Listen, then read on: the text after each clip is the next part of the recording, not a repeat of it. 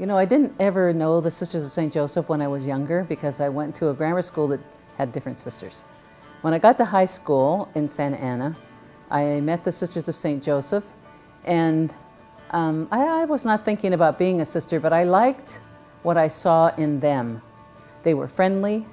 They seemed really to care about the kids, not just what the academic stuff was, but about you as a person. And they liked each other. They were always laughing and having a good time. And I thought, well, that's a nice bunch of people. I was blessed to have been taught by the Sisters of St. Joseph in Pomona, California at St. Madeleine's School.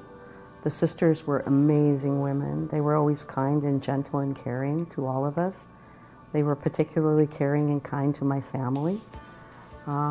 Later on in my life, in my late teens and early 20s, well, I entered when I was 21, but I admired them and I saw something in them that I wanted to be like. And so I think that's where my vocation started, by remembering so many kindnesses over the years.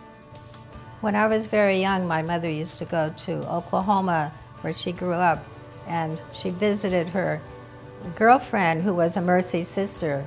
And so I had that notion of a sister, and when I went through elementary school, I had all sisters.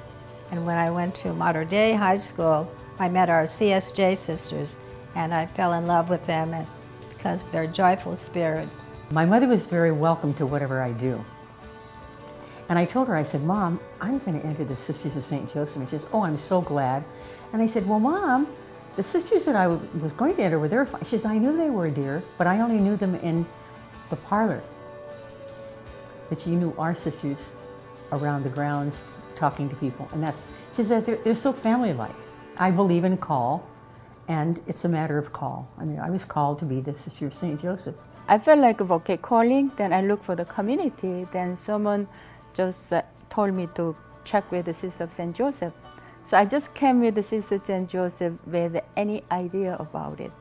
So then I just say that God, the Holy Spirit led me to this community.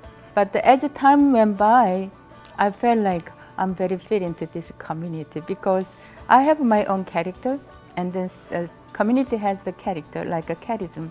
It's just matching, so that I fell in love as time went by. So I'm very happy to be a Sister of St. Joseph. I was a teenager when I entered this community. I was just out of high school, 17 years old. And you don't really think down the line like that. You just say, oh, today, I'm going to do this today. And you don't think about longevity. However, when you reflect back on 60 years, I think what comes to my mind is the number of opportunities that I've had for different kinds of relationships. Of the 60 years, I taught school almost 50.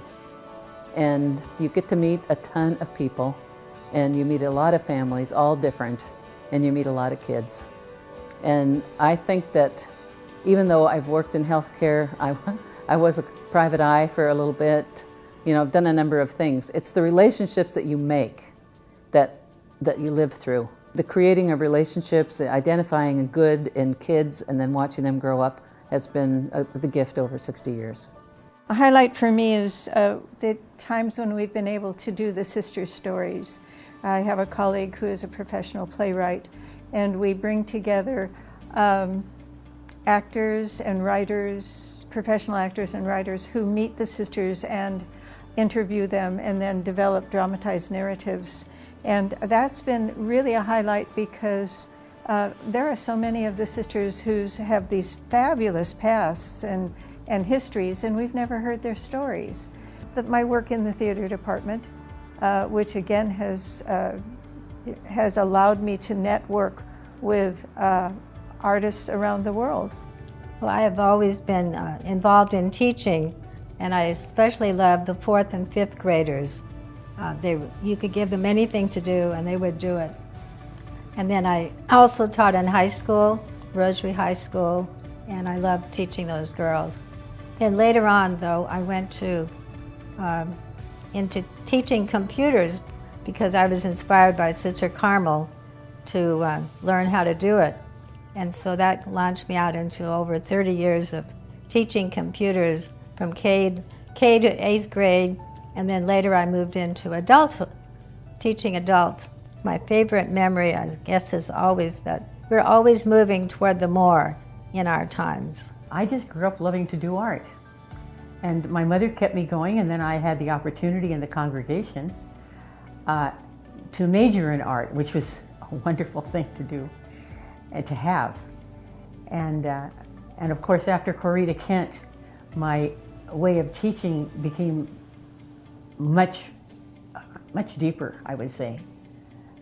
I think it was there all the time. It's like many times we have gifts that are right in front of us, but Corita was the one that made the difference in my life. And that made a big difference in my beloved ministry of teaching. You know, trust is still the big piece of my life. Trust, a constant trust that God's there, God's here, and I have nothing to fear. So it's working that out because it's becoming closer and closer. And I think I said to someone, it's kind of a litany of gratitude. And it's going to come different ways because I'm going to celebrate all this year. Well, I have many memories, but among that, a very famous favorite memory is about 8 years ago. I had a heritage pilgrimage in Rapui. When I went there, I think other sisters too, but I was very excited to be an origin point.